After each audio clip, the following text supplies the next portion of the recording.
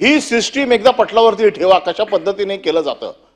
आणि म्हणून आपण कदाचित नवीन असाल, आपल्याला माहित नसेल, परंतु ज्या पद्धतीने अशा पद्धतीचा भ्रष्टाचार गेल्या त्या पर्टिक्युलर पिरियड मध्ये केला जातो, म्हणून मुख्यमंत्र्यांनी निर्णय घेतला होता की अशी कोण माणसं न ठेवता त्यांनी सचिव ठेवले होते.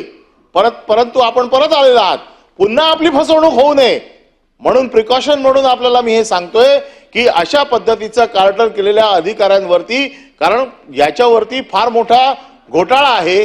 हा घोटाळा आम्ही आता बजेटमध्ये मांडूच, पण हा प्रश्न स्पेसिफिक याच्याशी संबंधित असल्यामुळे ह्या ज्या पद्धतीने टेंडर दिलं गेलं, या टेंडर देणाऱ्या लोकांवरती आपण काय स्पेसिफिक कारवाई करणार, किती दिवसात करणार, ज्याचा मुख्यमंत्र्यांनी कॉग्निझन्स घेतलेला आहे. आपण मंत्री म्हणून काय कॉग्निझन्स घेणार?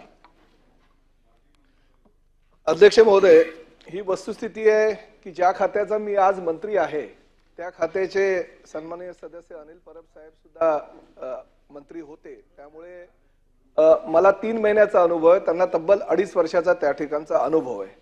आणि त्यामुळे कदाचित काही गोष्टी त्यांच्या निदर्शनास आलेल्या असतील आणि त्या निदर्शनास आलेल्या गोष्टी ह्या ताबडतोब मुख्यमंत्री म्हणून देवेंद्र फडणवीस साहेबांच्या जेव्हा निदर्शनास आल्या त्या तुम्ही त्याबद्दल निर्णय घेण्याआधी किंवा त्या विषयावर तुम्ही भाष्य करण्यापूर्वीच त्यांनी निर्णय घेऊन हे टेंडर रद्दबातल केलं. त्यामुळे नाही आपण मंत्री महोदयाचं उत्तर ऐकू. उत्तर नाही आता आपण एक मिनिट आपण उपमुख्य माननीय मुख्यमंत्री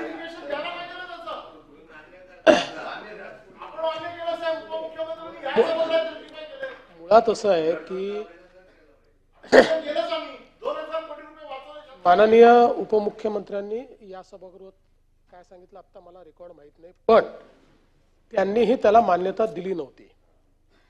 पण म्हणजे यातला आश्चर्याची गोष्ट सांगतो की ज्यावेळी सरकार फॉर्मेशन सुरू होतं आणि माझी शपथ झाली, त्यानंतर मग 3 शपथा त्यावेळेस आम्ही घेतल्या आणि मंत्रिमंडळाचा विस्तार होतपर्यंत सगळी खाती माझ्याकडे होती.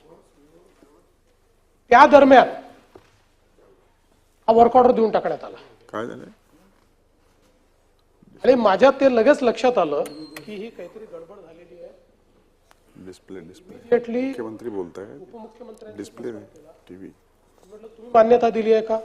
ते म्हणाले मी मान्यता दिली नाही आणि खातं तर तुमच्याचकडे आहे, खातं माझ्याकडे नाही. त्यामुळे माझ्याकडे आलं होतं मान्यतेकरता, पण मी काही त्याला मान्यता दिलेली नाही. मग मी म्हटलं कोणी मान्यता दिली? मग मी खाली बघितल्यानंतर एसटी महामंडळाने त्यांच्या स्तरावर त्याला मान्यता दिली. मी लगेच ऍडिशनल चीफ सेक्रेटरीना सांगितलं की तुम्ही आता याची चौकशी करा आणि याला स्थगित करा. ते स्थगित केलं आणि चौकशी केल्यानंतर त्यांच्याही लक्षात आलं की जवळपास ते जे काही रेट्स त्या ठिकाणी आलेले आहेत आणि यांनी जो त्या मध्यंतरीच्या काळात कारभार केलेला आहे त्या कारभारामुळे एसटीचं 1700 कोटी रुपयाचं नुकसान होतं. आणि मग आपण ते रद्द केलं आणि मी चौकशीचे आदेश दिले आहेत. मी आता एवढं ट्रॅक केली नाही, मंत्री महोदय ट्रॅक करतील. पण या सगळ्या प्रक्रियेमध्ये हे असं मध्यंतरीचा काळ गाठून की ज्यावेळेस मंत्री अस्तित्वात नाही, मंत्रिमंडळ अस्तित्वात नाही, अशा काळामध्ये अशा प्रकारे संगनमत करून हा जो काही ऑर्डर देण्यात आला याच्या पाठीमागे कोण आहे याची चौकशी करण्याचे आदेश दिलेले आहेत. मी ते ट्रॅक करायला पाहिजे, तुम्ही ट्रॅक केलं नाही. कुठल्याही परिस्थितीत 1 महिन्यात या संदर्भातली चौकशी पूर्ण करून कारवाई केली. मला वाटतं आता माननीय मुख्यमंत्र्यांनी उत्तर दिले. आपण पुढे जाऊया.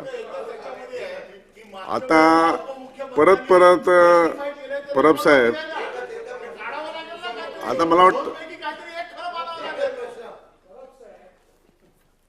त्यावेळी त्यांनी जस्टिफाय केलं की नाही मला माहित नाही, पण 1 मिनिटाकरता आपण समजू त्यांनी जस्टिफाय केलं असलं तरी त्यांच्या निदर्शनास काही आलं असेल म्हणूनच त्यांनी मान्यता नाही दिली ना.